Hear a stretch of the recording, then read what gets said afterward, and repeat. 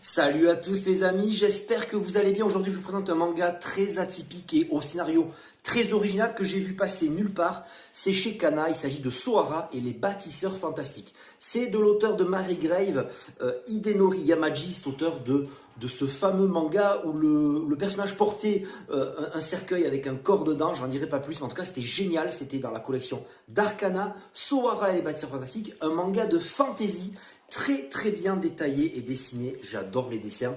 Il y a des explications, les planches sont magnifiques, on dirait un peu du cartoon. Qu'est-ce que c'est comme histoire? Un scénario très original. Sohara est une jeune orpheline recueillie par un empire, un royaume humain qui va être formée, éduquée pour être la meilleure chasseuse de monstres dans son domaine.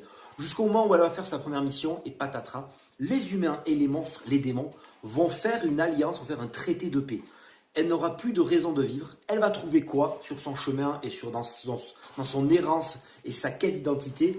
Des bâtisseurs nains. Alors, des nains un peu trouillards, je trouve que dans la fantasy, c'est pas trop le cas. En tout cas, les nains, leur mission à eux, c'est de parcourir le monde et de trouver des âmes en peine, des gens qui n'ont pas de foyer. C'est un manga sur l'immobilier.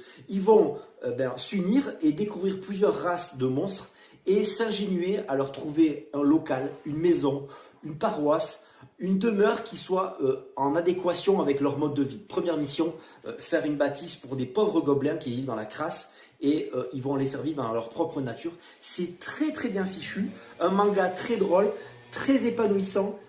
J'ai adoré le côté, comme je disais, artistique et puis la morale aussi de voir cette jeune femme éduquée pour tuer les monstres passer du côté d'un groupe qui cherche à les comprendre et à les faire évoluer dans la vie sociale et à les comprendre et aussi à leur amener du plaisir et du bonheur parce que les monstres, oui, ils sont méchants, ils sont violents, mais pas par nature, de par leurs conditions et ils sont menés par un énorme roi démon. J'ai hâte de lire le tome 2 qui arrive fin août, très prochainement.